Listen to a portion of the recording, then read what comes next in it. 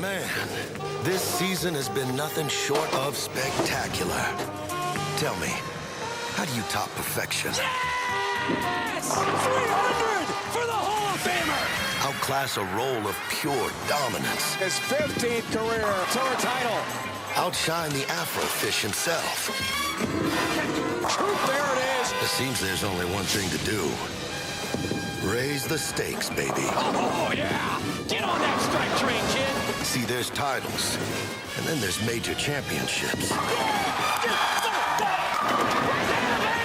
This is about legacy, about the approach to greatness, and the claim for the greatest. Number 10, yeah! Today is the best of the best, the cream of the crop for the first major of the year. It's the PBA Tournament of Champions on Fox.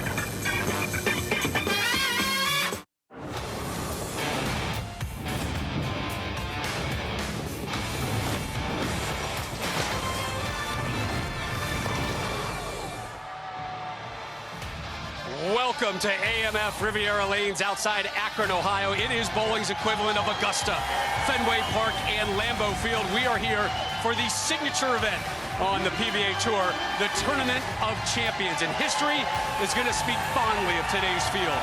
4 of the 5 already Hall of Fame eligible. The headliner, your defending champ and current player of the year, Jason Belmonte. We begin, though, with your 4 versus 5 matchup. Prather, Rash, the winner to meet Belmont. Anthony Simonsen, your 2 seed.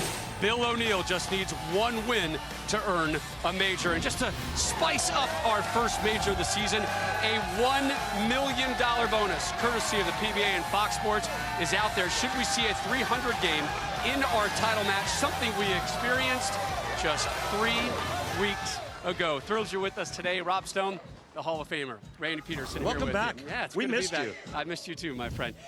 You walk into this venue, you say this is not a typical bowling center. And you say to yourself, this is not a typical Sunday. Why? The Tournament of Champions is different.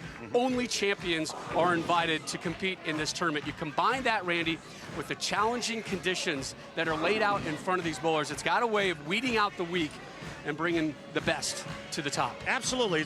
It's got everything you want in a major, you know, and you'd have to dig pretty deep to find a tougher field than we have today. Starting with Sean Rash in our opening match. Remember, he climbed the ladder and won just 2 weeks ago. He'll have to do the same today to capture his second TOC. Here's the reigning playoff champ, Kris Prather, looking for his first career major. How about this guy right here? Remember not too long ago when he was 19 and won the USBC Masters? He's the youngest player to have 2 majors. And then our tournament leader, Bill O'Neill, who's coming off of his best season ever, he's got a US Open to his credit. You're missing one, my friend.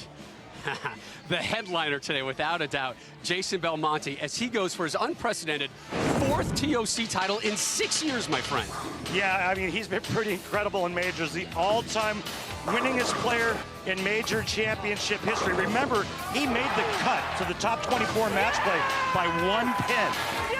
And then made his move the very first 8 games, got to within 30 of the show, held on to the 3rd spot, and so today he goes for more history. Remember, he's tied currently with Mike Durbin and Jason Couch with 3 TOCs apiece. He wins today, he stands alone on that mountain. And your number 3 seed, standing by with Kimberly Presley. Thanks, guys. So, Jason, you already hold the record for the most major wins ever.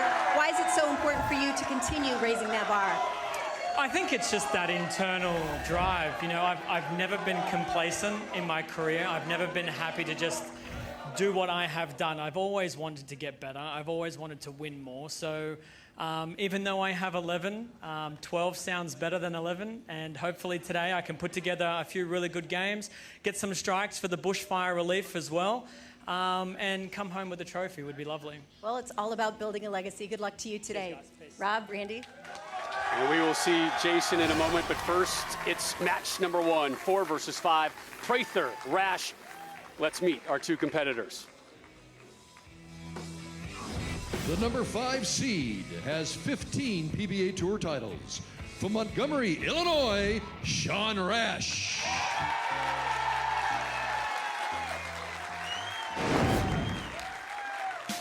And like I said earlier, a winner 2 weeks ago in Oklahoma. when he climbed the ladder as the 5th seed. Today, he'll have to duplicate that feat to win his 2nd Tournament of Champions. 15 tour titles, 2 of them majors. Mom and dad in attendance, walked around the corner, bumped into them. A lot going on in the Rash household as well. He mentioned last week, he and his wife Sarah expecting their 3rd come July 5th is the due date.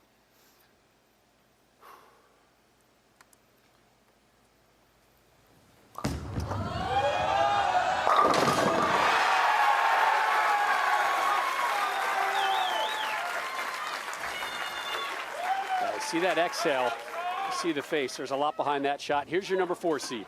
The number 4 seed has 2 PBA Tour titles and the first ever PBA Playoffs Championship. From Plainfield, Illinois, Kris Prather.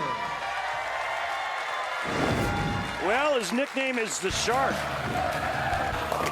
And as the reigning PBA playoff champ, today he looks to take a bite out of the competition and win his first major. 2 tour titles. Both of them came last year. It was by far his best year on the tour. But he's the only player here without a major on his resume.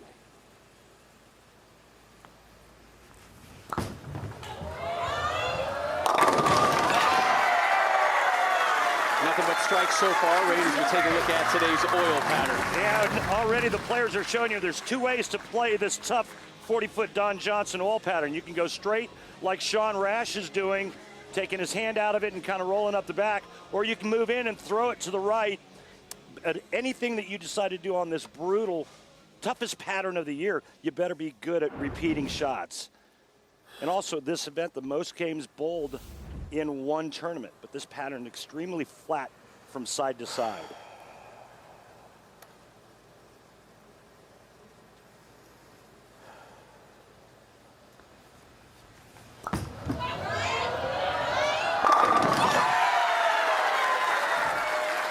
Pair of strikes to open for your 4 seed Prather.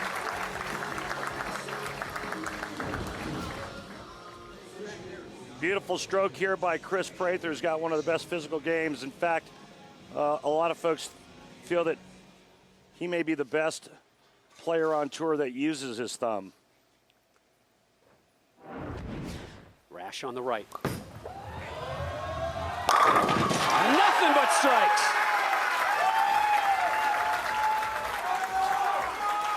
A couple weeks ago, Sean Rash threw the last 20 out of 24 strikes to close with 279 and 289 to win. But remember, he did qualify in that number 5 position and worked his way all the way up the ladder. Win today, and he would become the 10th to win multiple TOC titles.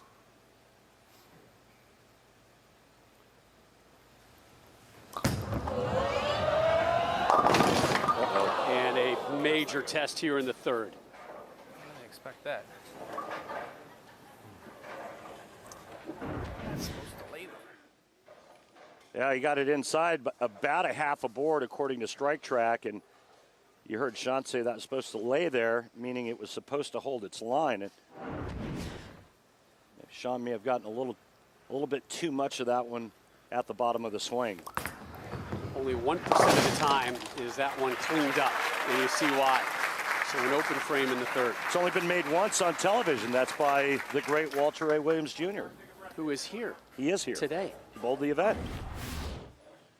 Speaking of the event, small field size by design, Randy. Yep. Only champions invited to compete in the Tournament of Champions. Top 5 here today in our Stepladder. Prather with an early opening here. Let's see what he can do with it in the bottom of the 3rd. Going with the idol, or as I like to call it, the Rob Stone. Because you're my idol. Let's just call it the Ryan Seacrest. Great start for Prather here, your 4 seed, 3 strikes. Right in between the 3rd and 4th arrows, Clutch Bowling shows that line on the lane. Such great pictures that We have now all the new data with clutch and Specto that gives us the strike track, courtesy from our great friends at Kegel. Can increase the lead now to 38 with a strike here in the fourth.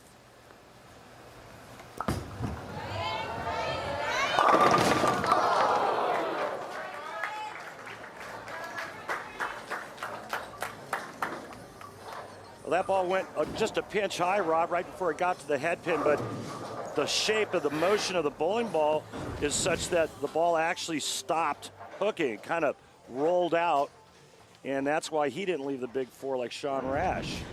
So just a 4-pin. He'll take that. 9 spare works. Oh, didn't like it. Got away with it.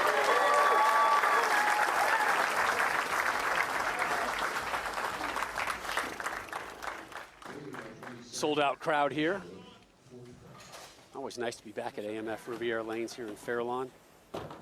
This community does such a great job supporting this event, supporting these pros. It sure is good to be back. So much history here. Uh-oh. And now he's looking at back-to-back opens with a 2-8-10. 2 shots I didn't see coming at all. 0.6% of the time this is converted. Yeah. 0.6. Confirm. Can't even give him a full number on this. Back-to-back challenging frames and back-to-back open frames for Sean Rash. And this one is slipping away quickly.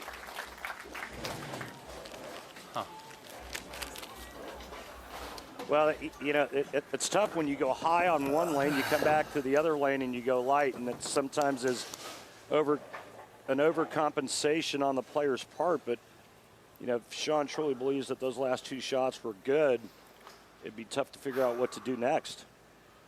Move left on this lane and move right on the right lane. Did it again. Yeah, Did it again. Wrong ball. That ball looked like it hooked right next to his big toe. That was definitely left at the arrows from the last time he struck, so that was a miss left.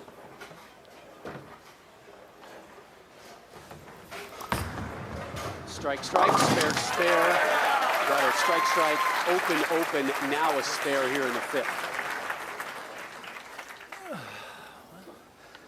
Gave him a big lead early. That wasn't smart. No, it wasn't. It's clearly not in his game plan. Now you get a young kid like Prather, 28, no majors, 2 tour titles, both of them came last year. You got him in this comfort zone. Now, like, all right, I pretty much got this one. I can manage myself. Don't have to play out of my skin.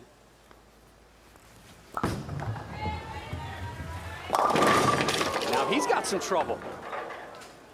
A little too far to the right on that shot, and he pays for it with a 2-4-10.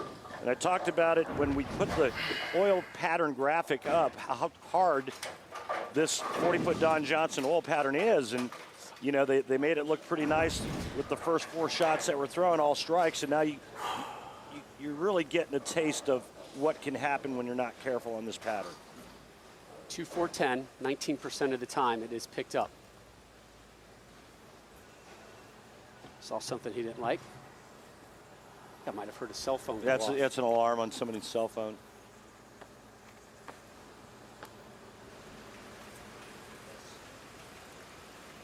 He's going to try to get that ball over here and cut that 2-pin into the 10.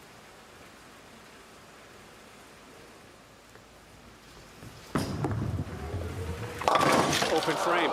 So we have seen 3 open frames here already in our opening match at the Tournament of Champions. The first of 4 straight majors here on the PBA Tour. Big February? Forget March Madness. Yeah, Right. It is big February. Well, the lead now is only 24. However, hard to make up if you can't strike. So a couple of big frames in the 6th and 7th coming up for Sean Rash. Let's see how Prather rebounds. Now another issue here for Prather, and Rash might be right back into this one.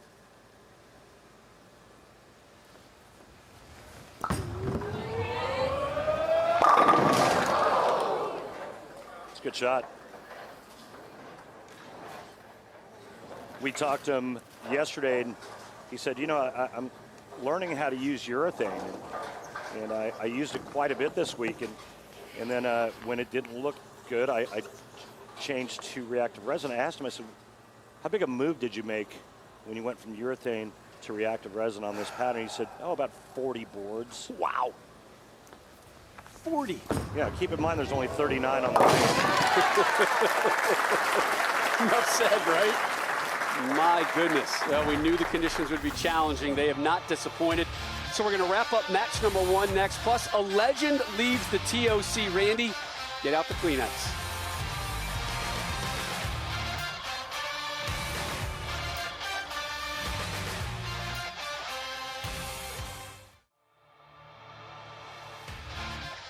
PBA on Fox is sponsored by Go Bowling. For promotional offers, tips to improve your game, news, or to locate a bowling center near you, log on to gobowling.com.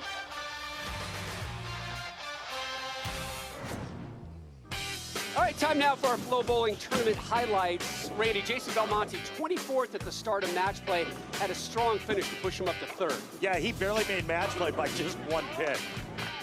Kyle Troop, your winner last week, just missed the cut, finishing 6th. Yeah, he had a tough position round match against Sean Rash, and it went back and forth.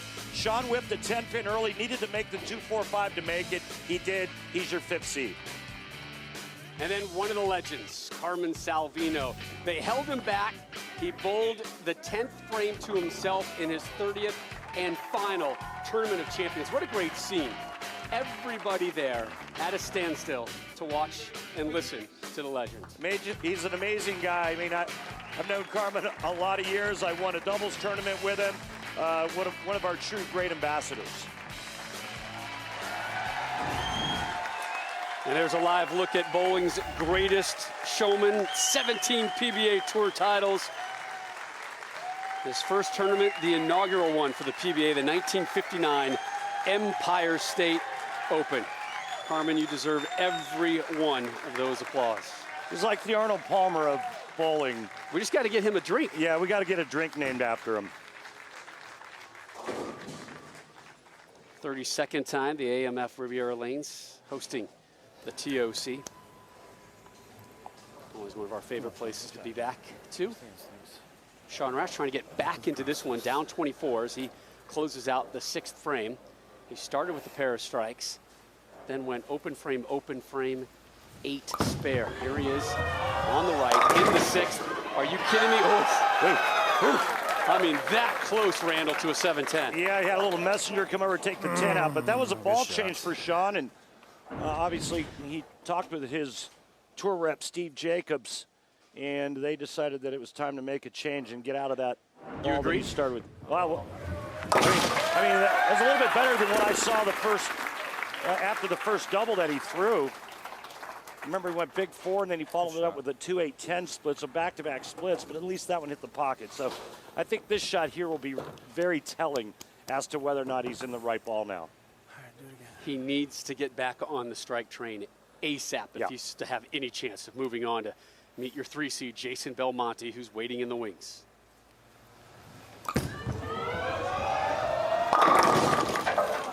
Close. Frustrating. It's been nothing but a struggle since that 3rd frame. Yeah. The good news is, if there is any, is that the last 2 shots have hit the pocket.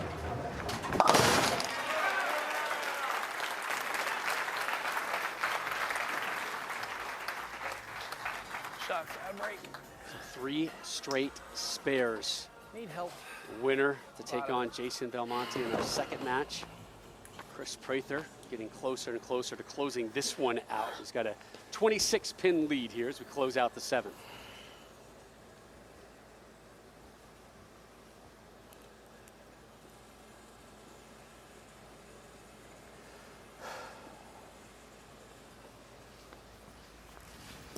Oh, God. Oh, my goodness. Oh, my goodness. Stayed on the lane. Barely stayed on the lane. Yeah, he caught the OB that time.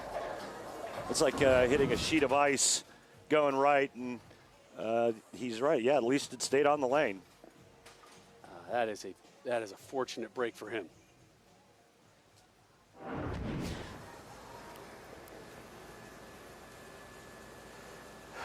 He's gotten light twice now, back-to-back on that right lane. And another open frame. His second.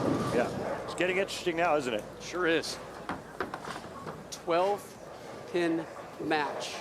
Rash working off a spare. Prather, an open frame.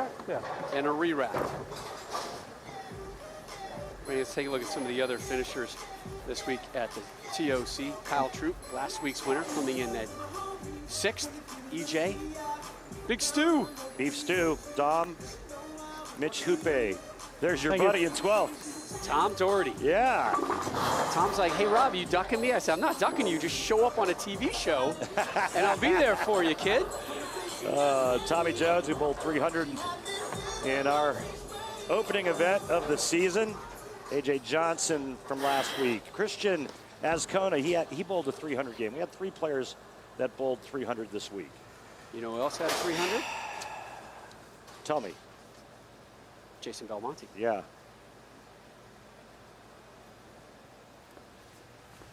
Trying to go about 18-5. That's inside, but holds its line nicely. First strike since the 3rd frame, 4th overall for Prather. Prather leads by 12 pins. Rash bowling 8 frames. Now, we've been saying for the last couple of frames, Rash needs a strike. Rash needs a strike. He's been getting nothing but spares since the 5th.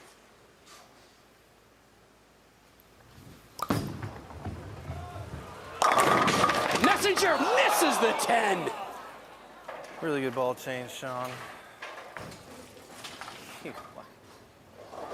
Well, now he's got a ball that he feels pretty comfortable and confident about getting to the pocket, and it won't strike.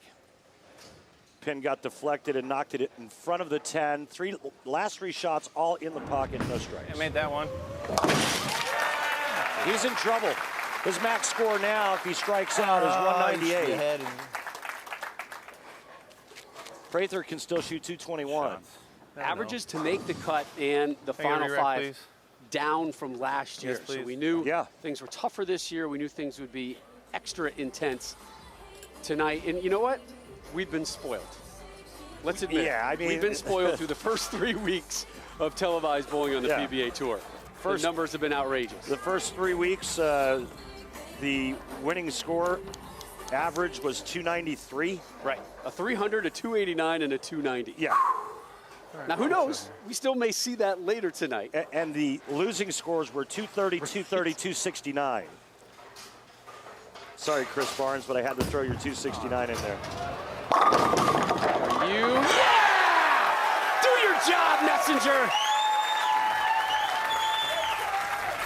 Mom and Pa Rash taking this one in. Diane and Jean. Such warm people. Yeah. Love running into this tournament. Very nice people. Rash. Well, he still has a chance, and thanks for the little messenger coming across and clipping the 10. Last time we saw Prather, it was a strike on that left lane in the 8th, but prior to that, back-to-back opens on the right. it sure was.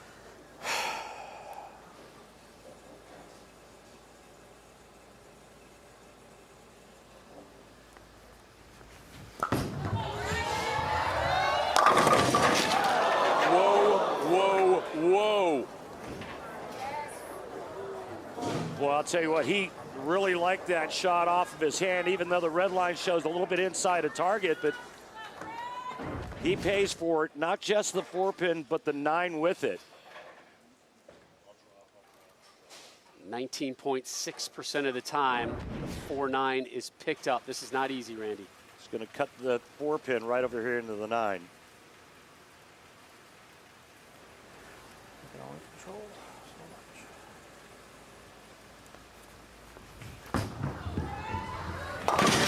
Heard him right before. You can only control so much. That's a big talking point with him today. Hey, don't let things that other guys do take you out of your game. Control what you can. But at open frame here, the lead is at 1 pin entering the 10th. But It's Rash off a strike, Prather off an open frame. Right, and so max score for Prather now is 189. So no matter what Kris does, he can't shut out Sean Rash. Listen, if you spoke to Sean Rash, 5th, 6th, 7th frame, he's telling you, I'm done. I'm just out here for showboating purposes, hanging out with mom and dad. He is in prime position to move on, to take on his frenemy, Jason Belmonte. Messenger! Oh, we needed that!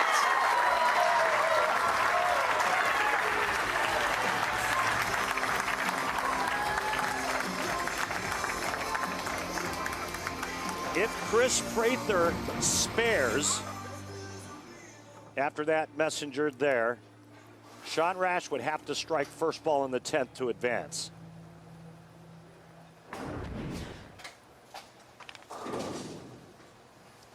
The greatest day in racing returns, Randy, next week. The Daytona 500 kicks off the 2020 NASCAR season. 2:30 Eastern, pre-race beginning at 1. It is only right here on Fox next Sunday, 2:30 Eastern.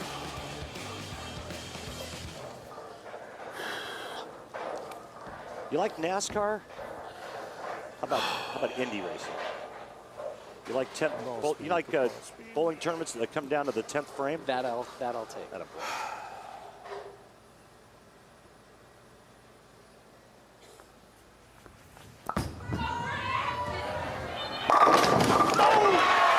7-10 down. Now Rash needs 2 strikes in the 10th frame if Prather gets good count on his fill shot, his last shot. Look at that. Gets the messenger, trips the 7-10 late. These scores are not sexy in match number 1, but this has been a compelling matchup. Oh, yes. Back and forth. This has been like a telenovela.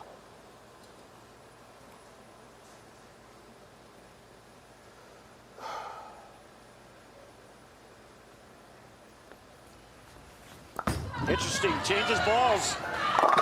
Not pay off, gets 8, good count. So he's in the books with a 187. Sean Rash, strike 9 spare, we have a tie.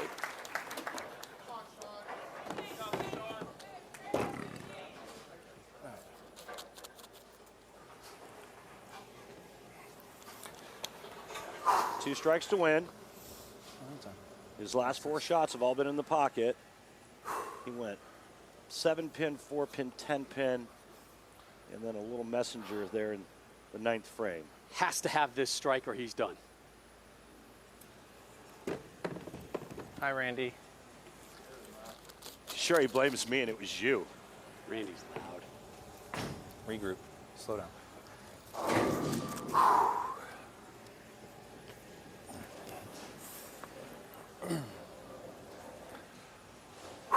Smooth process. Randy, don't say anything, okay?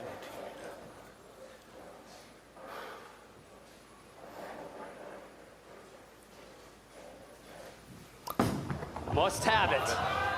Way off target. Prather advances to match 2. Well, it looked like he threw it hard and got it to the right. Focus, Sean. Bad shot. He knows it. Kris Prather's moving on.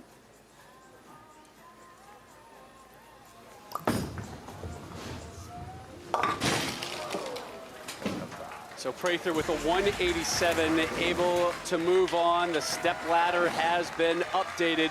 Your 4 seed has progressed.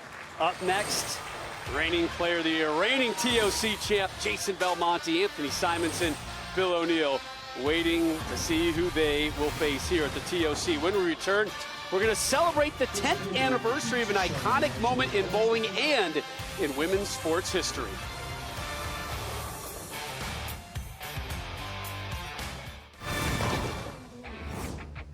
We flash back to the 2010 TOC. Kelly Kulik making history, becoming the first woman to win on the PBA Tour. History has been made in the world of sports. She made that history, not just at any tournament, but right here at the Tournament of Champions. That one held at Red Rock in Las Vegas.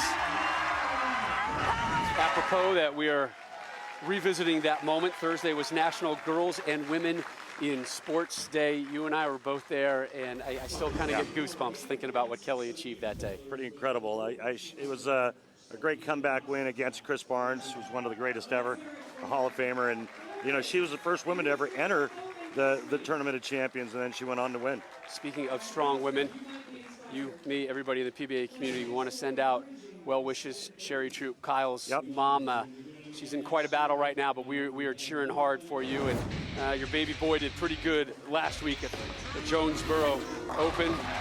Kyle winning his 4th career PBA title. Watch the emotion kind of overtake him here seconds after the winning shot, right there.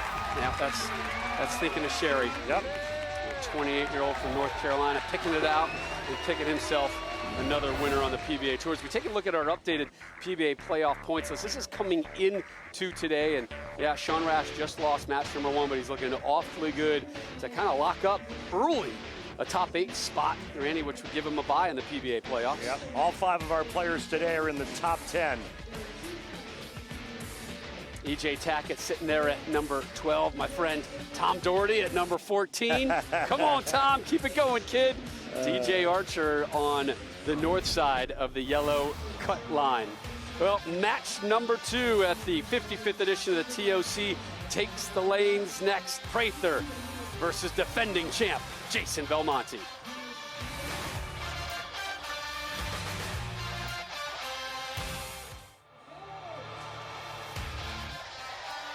We welcome you back to Fox Sports Live coverage of the 2020 PBA Tournament of Champions. The on-lane graphics you're seeing right there, including our on-lane ball tracer, brought to you courtesy of our great friends at Clutch Bowling.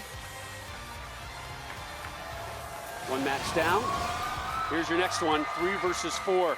Reigning champ Jason Belmonte set to take on Chris Prather. Prather 187-164 winner over Sean Rash. The number 3 seed has 22 PBA Tour titles. From Orange, New South Wales, Australia, your defending champion, Jason Belmonte. We won this tournament in 2014, did it again the next year. Took a brief break, Randy. Won it last year, again looking for back-to-back TOCs. And looking to become the only player with 4 Tournament of Champions to his career. This is last year here. Yeah, remember he had to make that 10-pin to win it. And that gave him his 10th major. He would go on to win 1 more. Nobody in this sport has won more majors than that gentleman sitting down. 36-year-old Jason Belmonte. But he's going to watch Chris Prather up first on the left lane. Prather, 3 open frames, 6 total strikes in his grind-out victory over Sean Rash. Oh,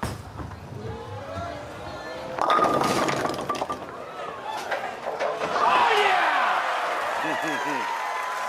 Delayed reaction. You can see right there that he's been moving left, more towards the center part of the lane and creating more angle, which is what they do out on the tour these days when the old pattern gets flat, but this is a huge break. But I've got a stat for you after Jason throws his first shot. I'm excited. Trying to be the first to win 4 TOCs, Jason Belmonte. No messenger on this one. A little late around the corner. So, did you know that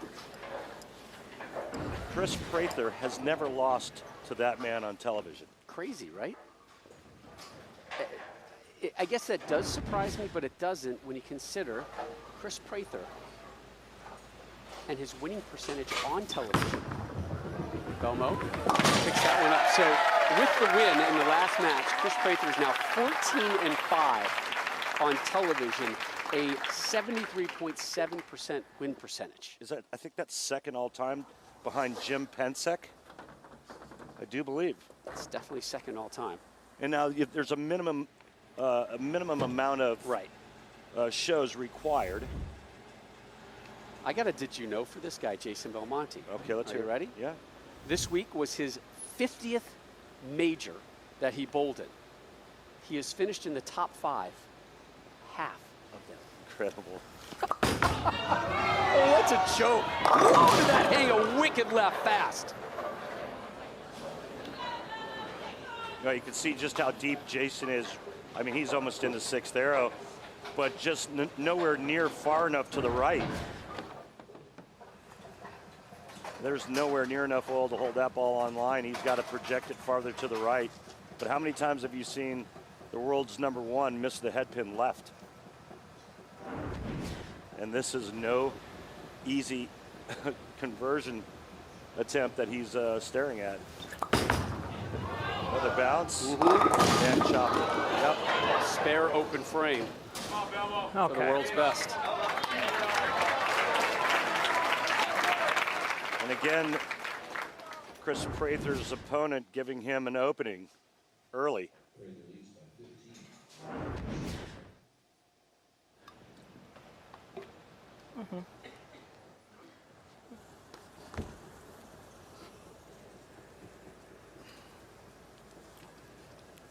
Trying to add to that 15-pin lead early.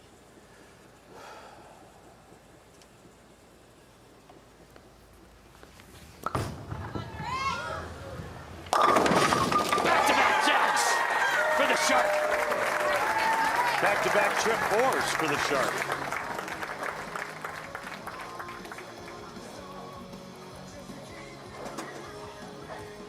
Well, Kris Prather told me yesterday that he was close to both his grandparents, but unfortunately lost one in December and the other, Petty Officer Ragnar Evanerius, in January. Now, Ragnar, who served 22 years in the U.S. Navy, actually funded Kris's 2 first years of the tour and dreamed of traveling the world with him. But since he wasn't able to live out that dream, Kris is honoring him today by carrying a shell casing in his pocket while he bowls today that he received from his grandfather's 21-gun salute. 3 in a row for Prather. When was the last time you've seen 3 trip 4s in a row? That would be never, Randy. I'll go with I never. can tell you that I don't think I've ever done it in my career. He might have the 2 grandpas backing him up on that 4-pin. Rocky was probably pulling the string on this one. By the way, I think every grandparent should be named Rocky. That's a great, by the way, both his grandparents went by Rocky. Yeah, his grandpas. Belmonte, 7-10, nope, just a 7. That ball's going way too long down the lane before it starts to make its move back to the head pin. Get the sense that Belmonte kind of knew this was coming. I spoke with him today, and he said, these big, long tournaments are great for me, but I have a tendency to start slow, try to figure things out, and then I can manipulate the ball, manipulate the lanes, I can play to my strength, but when it's a one-game win or lose, he was really worried about how he would be able to get off to a strong start. And he said, I'm going to have to go to my 7th idea. I'm going to drill a different ball. I'm going to play a different part of the lane in the hopes that I can salvage a strong start, or at least give him enough range to get it to where he figures things out. Well, he's struggling right now. He said throughout the tournament that the early games were brutal for him. Right. And then once the old pattern broke down and settled in, he would find something. But he doesn't have that much time to settle in and find something in this type of format. Still looking for his first strike. Top of the 4th. Belmonte. Bang!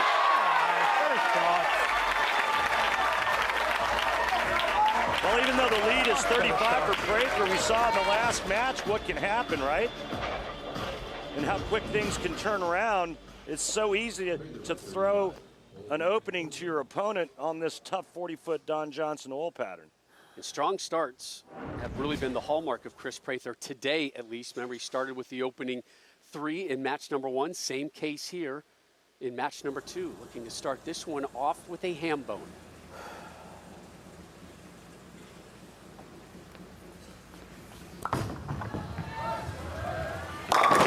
Ham bone!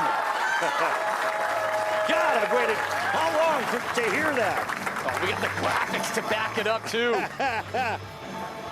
So Prather has the first 4 here. Should he or anybody else on today's show roll a perfect game, everyone in America, Randy, can receive a free game of bowling courtesy of Go Bowling. To pre-register for your free game, simply head to gobowling.com and sign up for the Go Bowling Free America promotion. You know what happens if somebody waits till the title match to shoot that 300 game? Not only will everybody get the free game of bowling, but the guy who bowls it gets $1 million.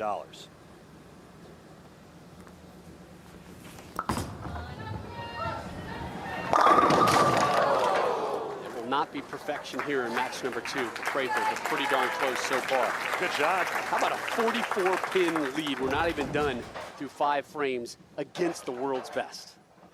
In talking with Kris the other day, we asked him what's been the difference and what has gotten you back here, and he says working on touch. And if you look at all 5 players on the telecast today, they all have great touch. Again, Prather coming off his best year as a pro. They said coming into the season, I had a lot of people talking to me about their expectations for me. And it's been a struggle for him not to have those higher expectations of himself. So he struggled. That first month, it took him a while to kind of find where he is, find his focus, find where he's comfortable on the lanes. And he said, that's why I've been feeling much stronger, particularly this week here in Akron. Focus on what I can control. And right now, he's got control of this match with number 3, Jason Belmonte. Belmo still not able to get a pair of strikes here. It looks like he needs a stronger ball on the right lane, and that ball that he just threw there on the left lane, this ball doesn't pick up early enough. You see how much farther it pushes down the lane before it starts to hook. To a 10.6% of the time it's picked up.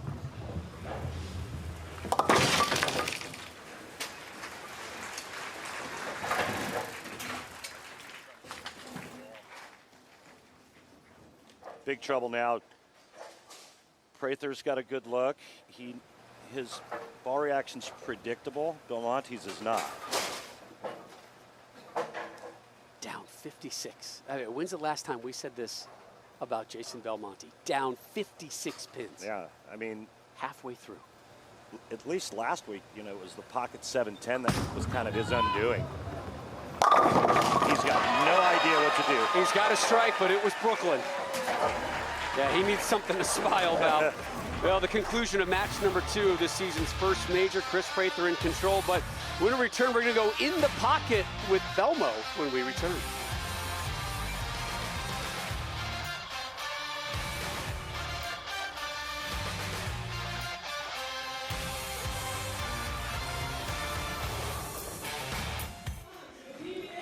We welcome you back to Fox Sports presentation of the 2020 PBA Tournament of Champions. Jason Belmonte down 56 pins to Kris Prather. Here's our In the Pocket feature, which gives you a chance to get a closer look at the PBA pros. This week's subject, that man and his mentality. I think every time I lace my shoes up, I'm the greatest player on the lanes for that day. He's the greatest! It's a mentality, it's a mindset. If you think there are others better than you, and that may be the case, if you don't believe that you're going to beat them, then you might as well take your shoes off, because they will beat you.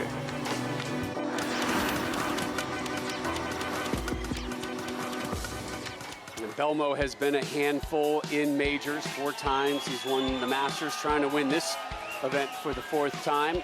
2 PBA Players Championships, 2 World Championships as well. The one thing he's missed, Randy, the U.S. Open, which you can see live on Fox February 23rd from Sun Valley Lanes in Lincoln, Nebraska. Yeah, we're going to Cornhusker country in a couple weeks, buddy. That place will be rocking. Oh, man, cannot wait. Also, I've got my eye on a big T-bone the night before. I want to go. Can I go with you? I think my reservation is full. I'll see you at Applebee's. Prather up a gaudy 56. Goodness, I did it again. Didn't like it, almost went off. Second time here, he almost threw a gutter ball. Fantastic. And yet, averaging 6.5. he is in firm I got control. 7 last time. Yeah, I mean, again, another one that's wide right. And as soon as it left his hand, he was like, oh, please stay on the lane. 1, 2, 4. And the similarities between this match and the last match. It's crazy. Eerie. Except for the fact that Belmonte is trailing by a lot more. Right, than Sean Rash. Cleans that one up. So Prather, nothing but strikes and spares. The lead is at 53. Take a look at this early pin action, Rob. Chip 4. Yeah, chip 4 there in the first, trip 4 in the second, and trip 4 in the third. You get that many trip 4s, what does that tell you, though, about your game? That tells you have to move, you have to make an adjustment, because that shot's actually a high shot. It's high in the pocket, but it's a great break for a right-hander when you do triple 4.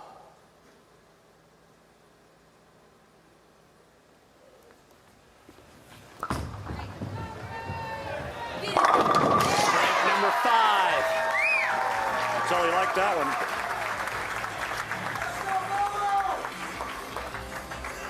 Now or never for Belmont.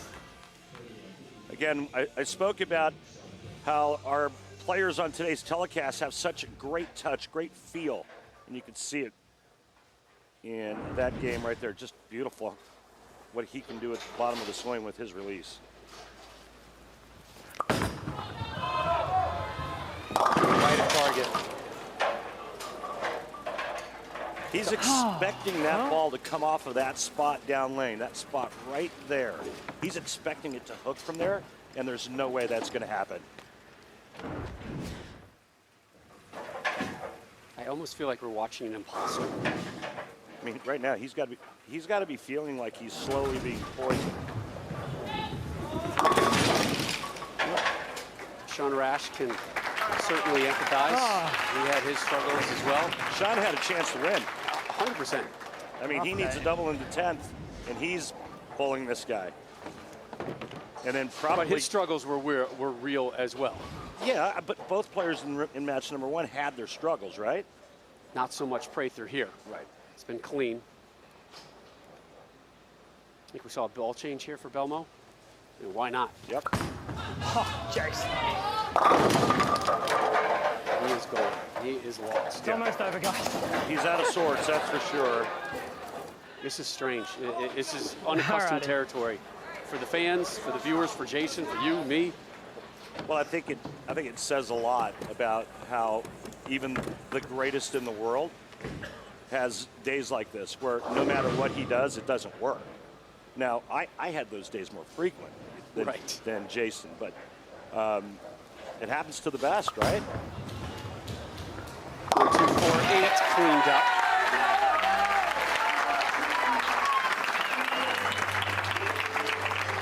Make sure to join us next Saturday, 5:30 Eastern over on FS1. It's the PBA Players Championship, live from Wayne Webb's Columbus Bowl, beautiful Columbus, Ohio. 5:30 Eastern, that's the first of 4 straight majors on Fox Sports.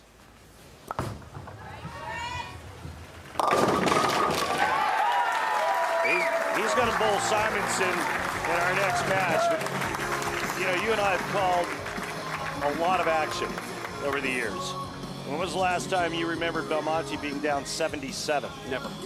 I've never experienced this. This may be his biggest beat ever since we've been covering Jason Belmonte from Australia. I can't remember the last time he was this far behind. It's a brutal beatdown that Prather's laying on Belmo. And both parties are responsible for it. Yep. It's self-inflicted damage. And a strike there by Prather. And as Papa Stone likes to say, it's all over but the shouting. This one is done. Prather, your 4 seed, continues to fly up our TOC step ladder.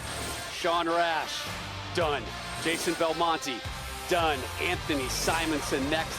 Bill O'Neill, your 1 seed, waiting for the winner. So it is semifinal time here at the TOC. We're going to tell you about the history that 23-year-old Anthony Simonsen is chasing when we return.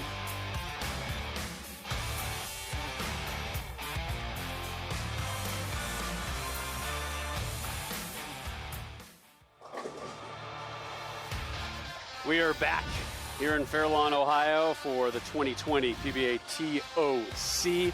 Kris Prather, 23-pin win over Sean Rash in match number 1. A 73-pin victory over the world's best, Jason Belmonte, in match number 2. 8 total strikes for Prather in that one, including a pair of ham bones. He opened up with the opening 4 as well. So warm-ups going on right now. There's Bill O'Neill, your number 1 seed on the right. We encourage you to head on over to PBA.com. Check out the new PBA Pro Bowling video game.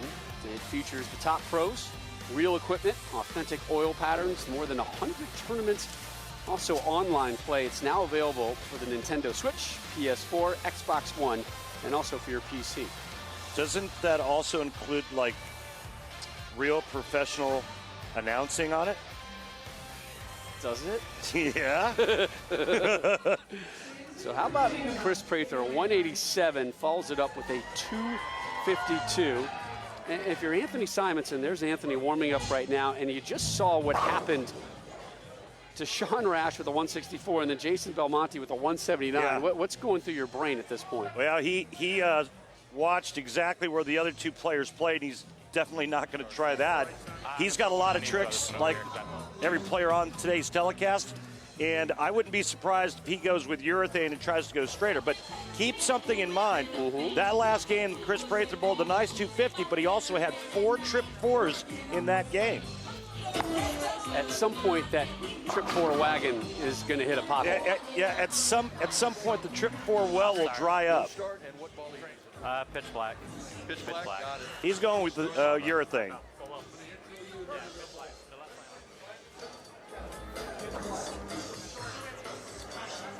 So Simonsen going with urethane, how does that impact Prather's thought process, if at all? He's going to look for transition that's created by the urethane equipment, and what urethane does is it drags oil towards the pins, and he's probably going to be playing the same break point as Kris Prather. So once that oil starts to push, if Kris gets it to that spot, it's going to wiggle and it's going to go light. So we are ready for match number 3. Your 4 seed, Kris Prather, set to take on your number 2 seed, Anthony Simonsen, who's chasing a bit of history today. The number 2 seed has 7 PBA Tour titles. From Little Elm, Texas, Anthony Simonsen. Well, at age 23, Simonsen is already Hall of Fame eligible. He won his first major at 19 and the youngest ever to do so. Today, he looks for his 3rd major. So he's the youngest to ever win 1 major. Yeah. The youngest to ever win 2 majors. Yes. And now on the cusp of being the youngest to win 3 majors. That is correct.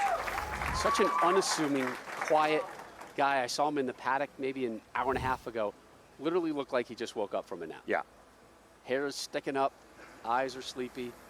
He just doesn't get fazed by much. Two-handed style.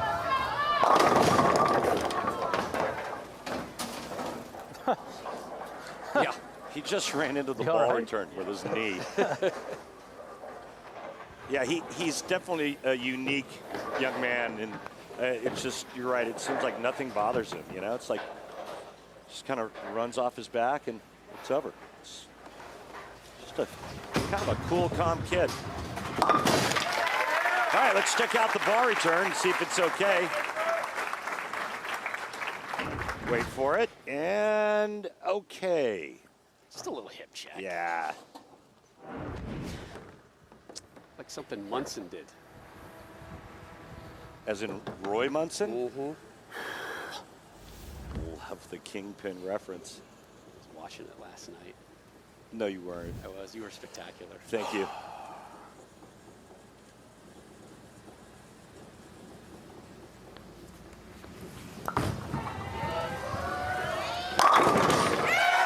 Another strong start from Prather. That was a ball change for Prather. Now he's into 23. When he started playing this line in game 1, he was right around the 17th board at the arrows. So he's made a pretty significant move, and now he's changed bowling balls. Look how close he is to the foul line.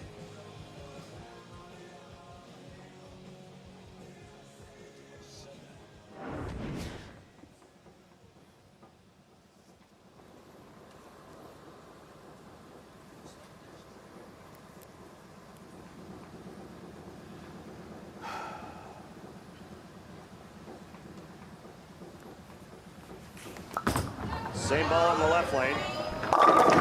And this time no trip four. So you think about game one, right? It trips 3 fours in a row and then throws a strike behind it for a four-bagger. If he doesn't trip those fours, he's only got 1 strike. And now his game turns into 220 instead of 250 based on the way he finished. Not that that was going to do Belmont any good. Right. But still, if he's seeing Lady Luck evaporate, he's in trouble. And I'm not saying that's the last time he's going to trip a four pin. I'm just saying. You go strike on one lane, pocket hit, you trip the four on the next lane for a strike, and then you go back to the other lane and strike. Now you've got 3 in a row instead of... And also, remember, twice he flirted. Oh, yeah. Well, he got it OB a couple of times. Right. It's going to be real interesting to see how Anthony Simonsen in this urethane ball, what kind of reaction and how that bowling ball is going to behave. He's the 10 pin.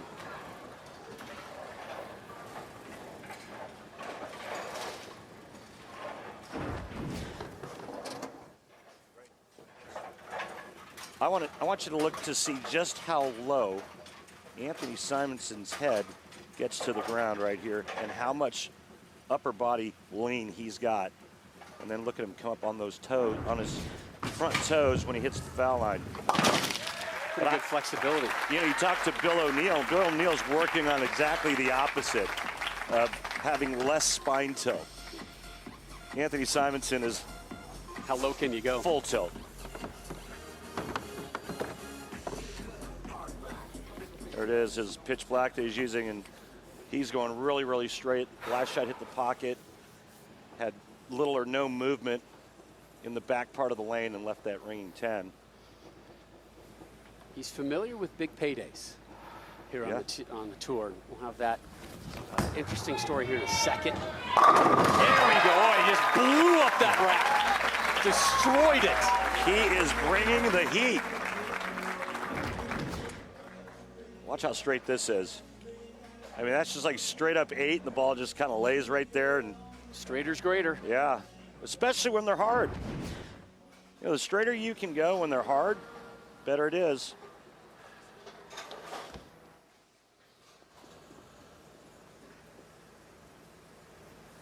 Strike spare for Prather to start. Bottom of the third.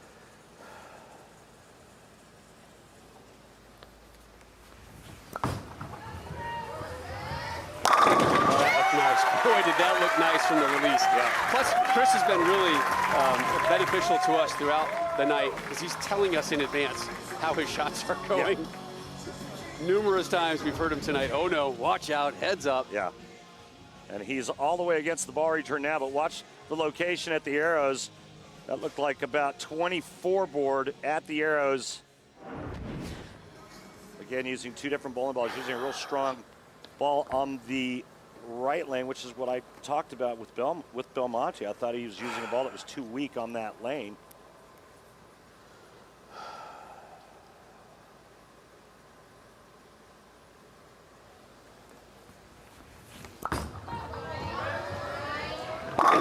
Back-to-back jacks for Prather.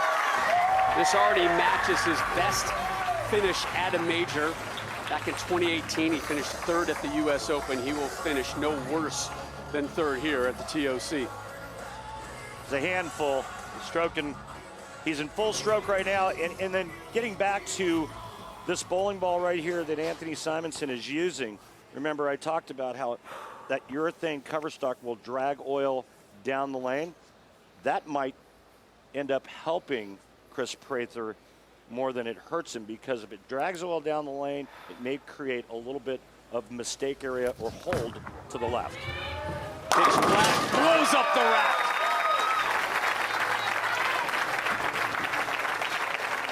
So we talked about big paydays for Anthony Simonsen. Kimberly, they were delayed big paydays, though. They were. So during pre-interviews, Anthony told me a story about when he won $100,000 back in September of 2019. Apparently, he held onto the check for so long, the CEO of PBA and Bolero, Coley Edison, had to ask him if he still had it or if he'd lost it. He replied, yes, I still have it, but have not deposited it because it's the first time I've ever won that type of money, and I like to take it out of my pocket and look at it, and it reminds me it's a good day. Guys, it took him 2 months to finally deposit it. 2 months. He's got a challenger. 2 months. Come on, man. I'll tell you what, I get like a dividend check for $1.17 from an old Kmart stock. I'm like, into the bank you go. Yeah, I got a little refund from insurance, car insurance. Yeah. It went in. Couldn't get there fast enough. It went in right? off my phone app. You know what? Just take the deposit slip, hold on to it, and look at it. You get the same satisfaction. Right? Well, the nice part is he didn't have to deposit it. So many of those, it's not even funny. The beauty of being young. Just 23 years old. I mean, keep in mind, he did make $176,000 on the regular tour and then throw another 100 on top of that. Right. So a 23-year-old walking around with almost 300 grand. That's not bad. Some good walking around change. That's some good walking around cash. That'll buy a few burritos and slices. Oh, my God. How about a slice of pizza? It's on me.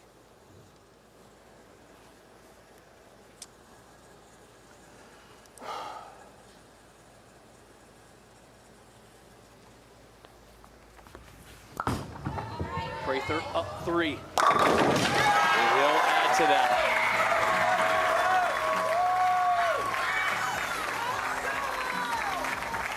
Yeah, strike, spare, strike, strike, strike for Prather. Yeah, he's making shots.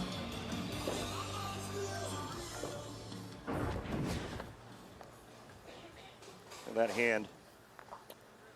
Again, that soft hand gets the ball through the front part of the lane, and the speed allows it time to come around the corner.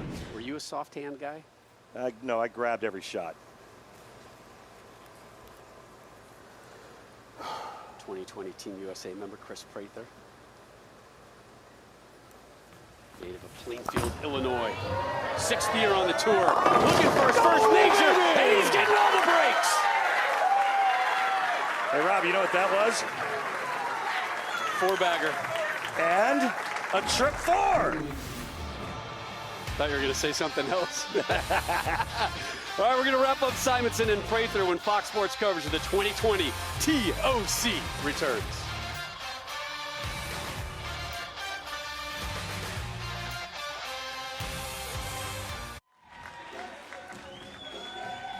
Semi-final match of the 2020 PBA TOC rolls on. Anthony Simonsen up here, bottom to 6, down 23 pins to the 4 seed, Kris Prather. Spare, spare, strike, strike, spare for Simonsen so far. Trying to become the youngest to win 3 majors.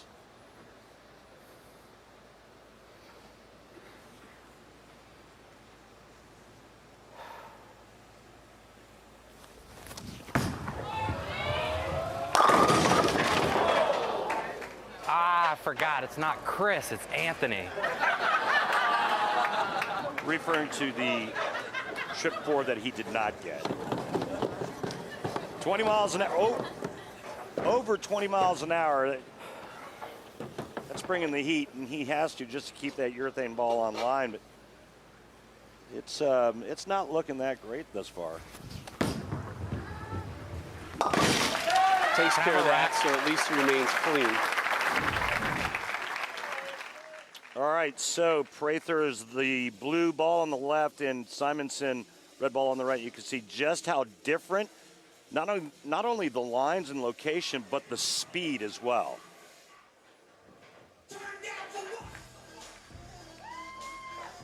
It's the most dangerous spot on that lane with the way that Prather's attacking it. That wide right shot where he gets it on the other side of the almost cliff. At the crossover point where right, so he gets it too Simonson's. He gets it too far to the right or misses it off his hand going in that direction, and it's just going to keep skating.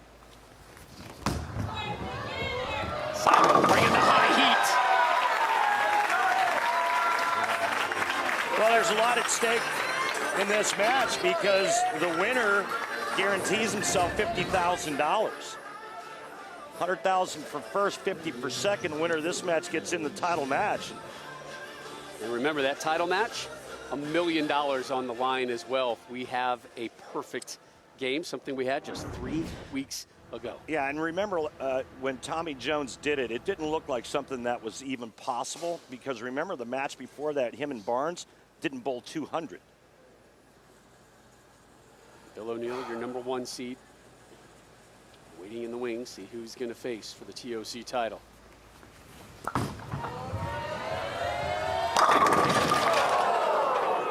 Hey, we hit the head pin though.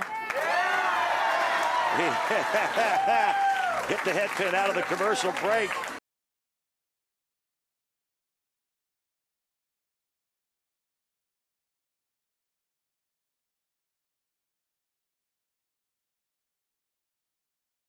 A little add-on to that story that Kimberly did on the shell casing that Kris's grandfather, that Kris has brought with him.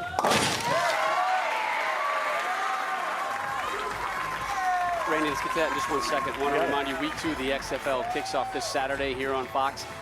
My Tampa Bay Vipers look for their first win as they take on Seattle at 5 Eastern. And then next Sunday, FS1, St. Louis, Houston at 6 Eastern. Football season continues, so don't miss the XFL next weekend on Fox, FS1, and the Fox Sports app.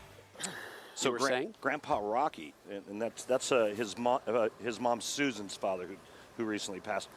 Kris said this guy was like a Viking, like straight Icelandic. He says, I think I get a lot of my moxie from him.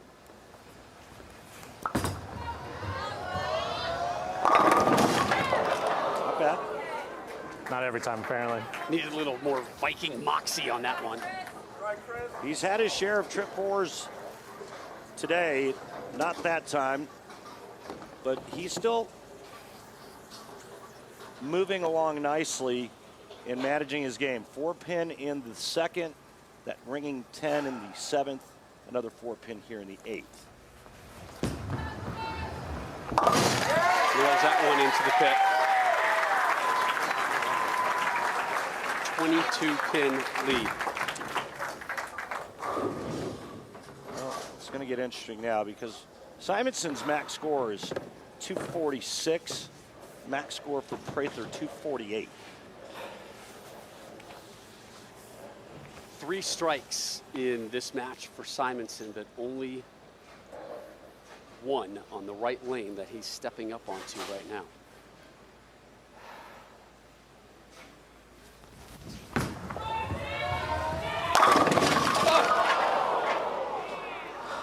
You gotta be kidding me. Like somebody threw a pin from the fan section. Unbelievable. Watch this. Looked like is that the 2-pin or the 4-pin just got jammed and went right in front of it. That's frustrating. I think it was the 4-pin. Anthony had the highest average this week, just over 220. Yeah. He out-averaged the field by 2.5 pins a game. He's going to be way below his average here today. Well, just because they throw it with 2 hands doesn't mean they throw it the same way. These two couldn't be more different. Look at how much more upper body lean there is on Simonsen than there is with Jason Belmonte, and then what they do with their hands at the bottom of the swing is completely different. And then notice how much different they were playing this oil pattern. Jason really the first to that one was introduce 2-hand bowling to the mainstream sports fan. That might actually make it more difficult. He's tired of the microphone that's on him. Well, he's getting ready to take it off. Yeah. Audio to the lanes. Anthony Simonsen's day is just about done. Here's Prather on the verge of moving on to our title game open frame. Yeah. And we're going to have a rematch of the PBA playoffs where Kris Prather took down Bill O'Neill for that title. How much money was on the line for that title? $100,000. How much money's on the line in this one, Randy? $100,000. Thank you.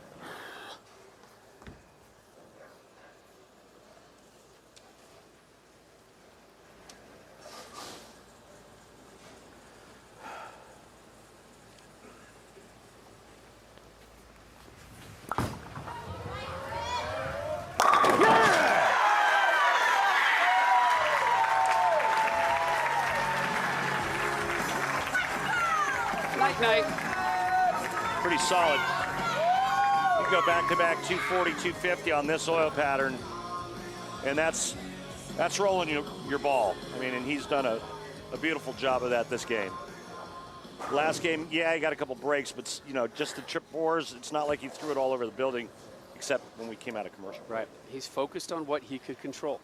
Yeah. He was given opportunities for the most part. He had that little spasm, if you will, in the first match, but it's been pretty clean.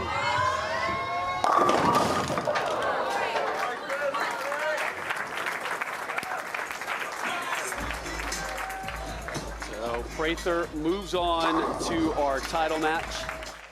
And the stepladder can be updated. A lot of Kris Prather headshots in it, my friend. 1 win, 2 wins, now 3 wins. Up next, your 1 seeds, Bill O'Neill. So our final is confirmed. Bill O'Neill finally hits the lanes. We've got some pressing questions about the TOC answered next.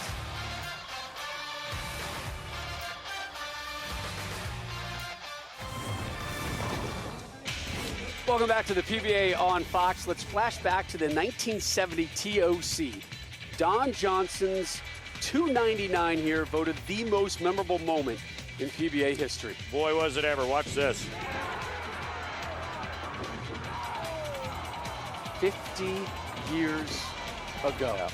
What a great man. I had the honor of having him as my coach. He was my last coach. That happened right here at Riviera Lanes on this same pair, 27-8. Crazy. Kris Prather victorious over Simonsen, 226-203. So while we're on the subject of TOC moments, we present this week's pressing questions presented by Go Bowling with Kimberly. Tournament of Champions. What is the most memorable moment for you, either about you or about someone else on tour? Jason Couch winning his 3rd one by far. The Tournament of Champions. What's your favorite moment ever? Probably Kelly Kulick winning the Tournament of Champions. Would be the all-time coolest thing I've ever seen at the TSC. It blew my mind a little bit seeing her win a major against the guys. That was a pretty iconic moment. Outside of my win, I would say probably last year when I got to bowl Belmont when he tied the 10 majors. What is your favorite Tournament of Champions moment? Me winning. What are your thoughts with others saying that their favorite bowling moment ever was when you bowled 100 on TV? Well, I get that a lot, 199 pin difference in a match. That's remarkable. Give him 100! He handled it with such humor. Oh, yeah. Yeah, but that's him. Mika shot 299. Mika still texts me about it. He still gives me a hard time about it. That's a good friend right there. Yeah, tell me about it.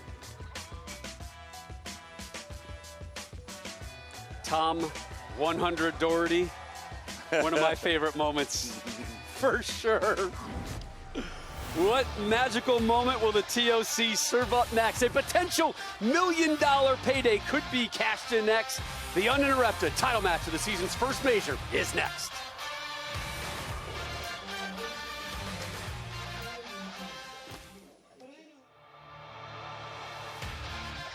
PBA on Fox is sponsored by Go Bowling. For promotional offers, tips to improve your game, news, or to locate a bowling center near you, log on to gobowling.com.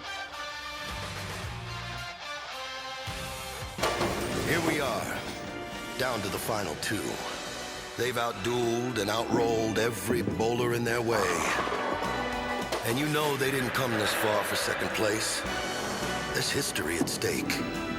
A major championship on the line. Who is going to raise that trophy? Find out next on Fox.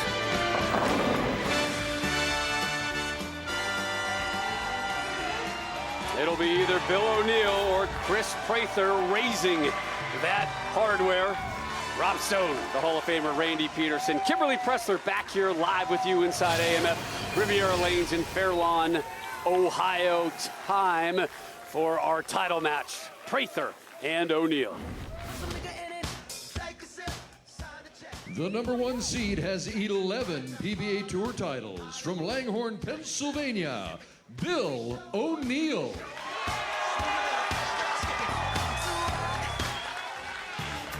And Bill O'Neill coming off his best season as a professional last season.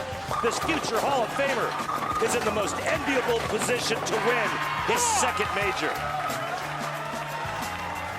Almost 10 years ago, he won his first and only major. He's sitting down as your 1 seed again. If we have a 300 game here, Fox Sports and the PBA are writing either Prather or O'Neill a $1 million check. Do not follow Anthony Simonsen's advice. Take that check and bank it ASAP. Yeah.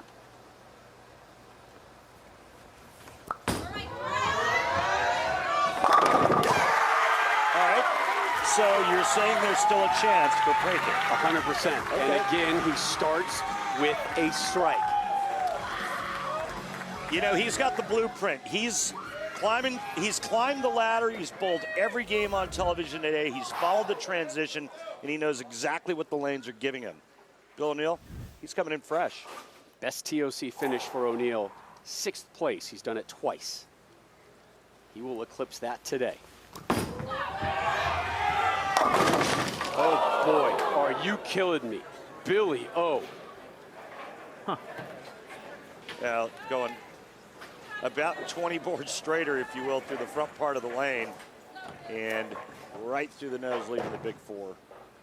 1% of the time, it's taken care of. I'm gonna be half full guy. Half full? Get it out of the way in your first frame. That's the best place to do it. 10th frame when you need a mark is the worst. But this is amazing. Kris Prather starts strong every match today, and his opposition has almost immediately, I'm not saying the first frame, the second frame, but almost immediately in the first third quarter of the match, given him an opening. Yeah.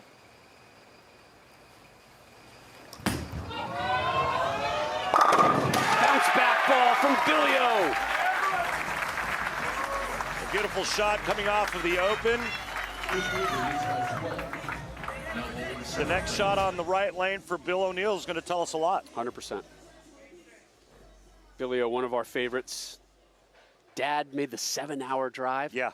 Although when I say he made the drive, he sat in the car while his cousin drove. He's got plenty of company with him. Love Bill Sr. Senior's awesome.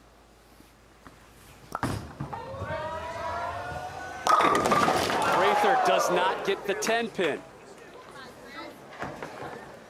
Prather is still moving and migrating left. He's now standing in front of the ball return on that right lane. There you go, just inside of 5th arrow. Nothing for these professionals. They're used to doing it. They're used to lofting it over the gutter cap. 95% of the time on the tour, the 10-pin is cleaned up.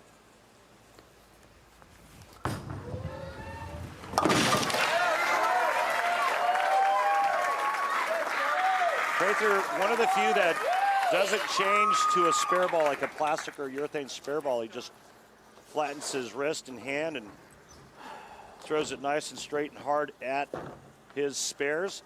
A lot like Norm Duke. Norm Duke doesn't use a spare ball either. Back at the PBA playoffs, Prather knew what he was going to do with that potential $100,000 payday. Going to make a down payment on a new home. Asked him today, ooh, another $100,000 on the line. Got any plans for this one? Typical Prather.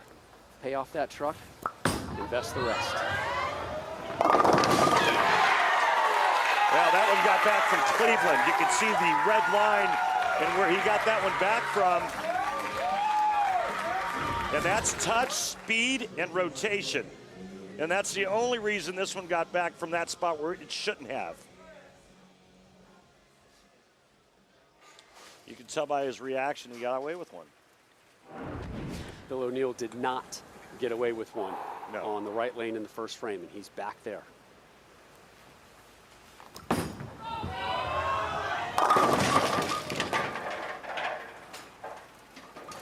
Better, but not by much. Well, it was almost an identical hit than his first shot, except this time he just leaves the 3-6, but that's the last shot that should go through the nose for him on that right lane. That's how big of an adjustment he's going to make.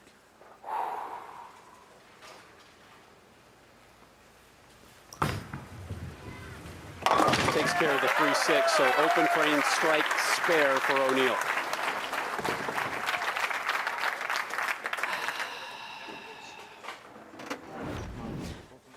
Check out what the players on today's telecast that use their thumbs, where their hands are at the bottom of the swing.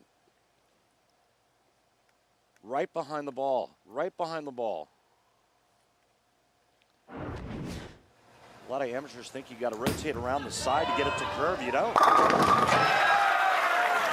So O'Neal at home on that left lane. He's got some thinking to do on the right. Dad might give him some advice. Dad, there's a lot of coaching with Bill as well. That's pretty much his only coach. Trusted source. Yeah. Nobody knows Billy's game better than his dad, that's for sure. First show of the season for Prather, and it could earn him his first major.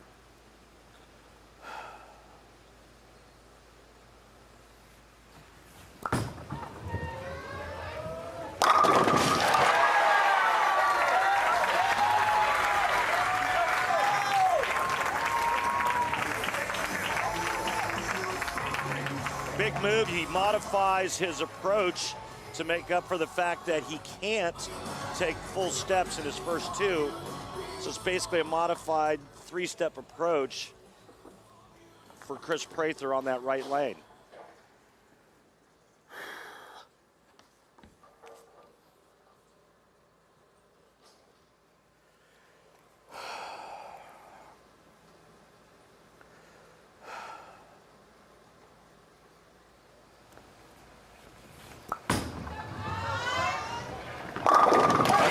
For Prather. The lead grows. He's got command of his game.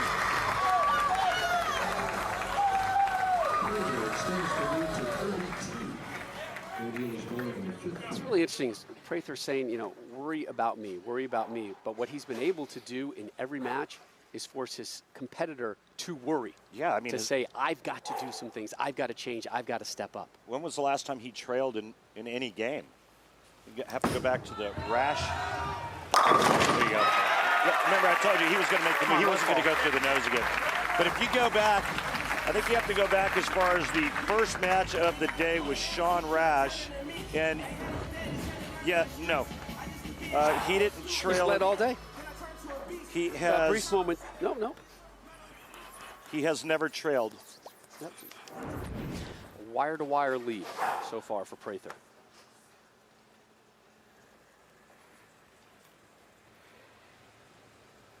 Think about that, a wire-to-wire crazy lead. He's never had to come back from behind.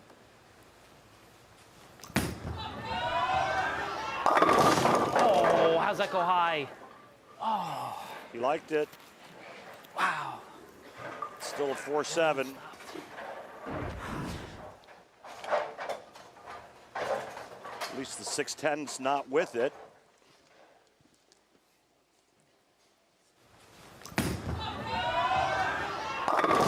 Oh, how's that go high? Oh. About 92% of the time, 4-7 taken care of.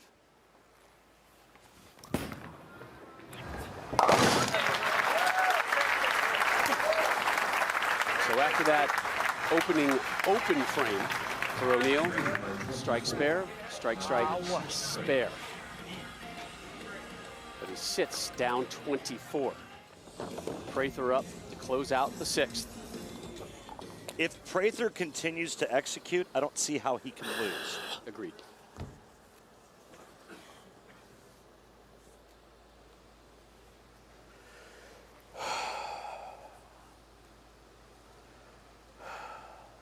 There you see him in front of the barge and watch the steps. Three-step approach. Screw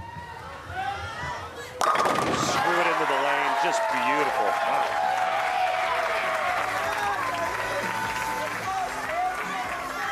Tightening that tidal screw, Randy.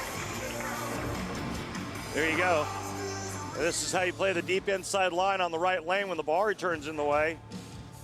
Get that ball started first. Look at that follow through going to the left. Perfect. Impressive. Prather now just 4 frames away from his first major. The only one in today's field without a major and the only one not Hall of Fame eligible. Yeah. I'm going to go ahead and put a comma yet. Yeah, he's certainly working his way up that ladder.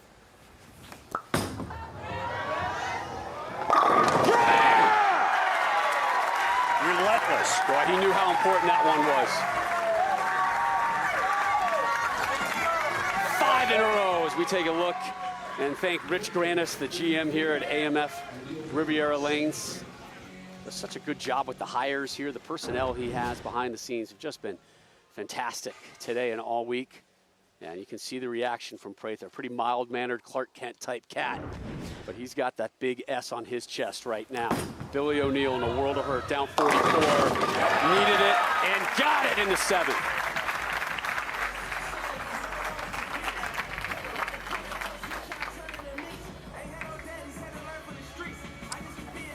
Prism Hybrid is his ball of choice, as you see his arsenal there. But right now, Bill O'Neill, his mind is thinking of one thing and one thing only, and that's striking out to have any chance. It's a tournament, he said, I always wanted to win. What it means, the prestige of being a TOC champion. Down 44. Needs to start stringing them together. 2 in a row for Billy O. You know, the other thing we talk about is the record for our #1 seeds in Stepladder finals. And coming into tournament number 4 of the season, One they're and 1 and 2. If you go back, the winning percentage for the #1 seed is under 50%. Yeah, last year 8-14 was the #1 seed. The year before 9-8, and then 7-9. Far from a guarantee.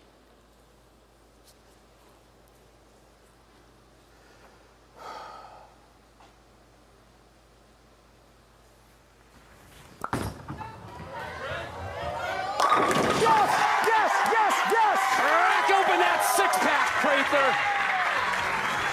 It's about time to celebrate, my friend. It's going to take a re-rack after this one, but I'll tell you what.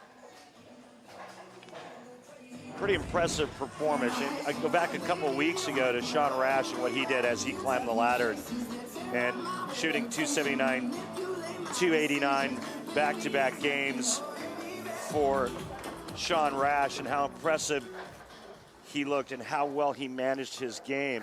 Scores are a little on the lower side of that today, only because of the tougher pattern, the major championship pressure.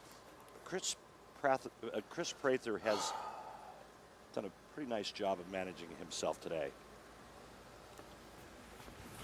Seven in a row, he knew it. He absolutely knew it.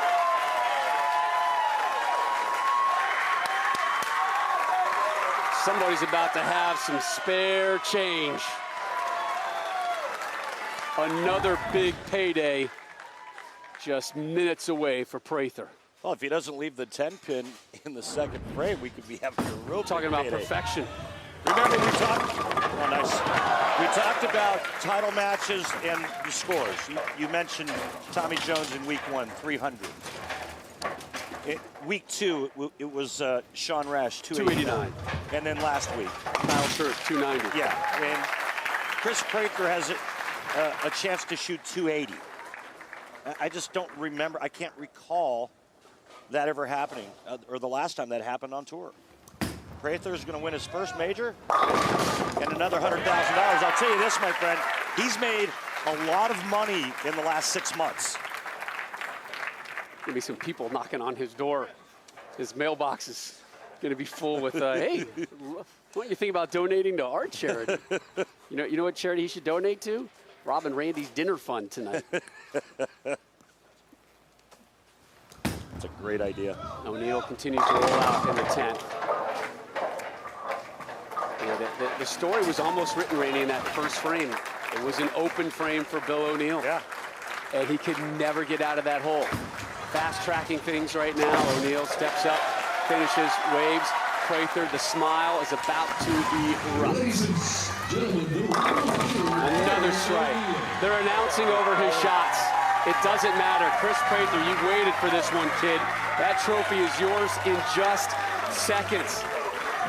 Asked him today, what would that first major mean? Hey, it's the culmination of the last 2 years of success. It's confirmation that I'm continuing to get better, getting better. I'm climbing up that hill. I'm becoming one of the best in this sport. And Kris Prather is your TOC champion.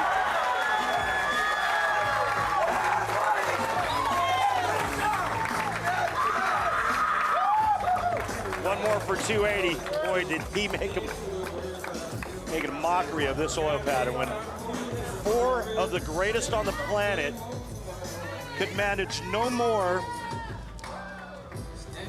than 2 200 games. He shoots 280 the last. He saved his best for last. You can now call Kris Prather a major champion.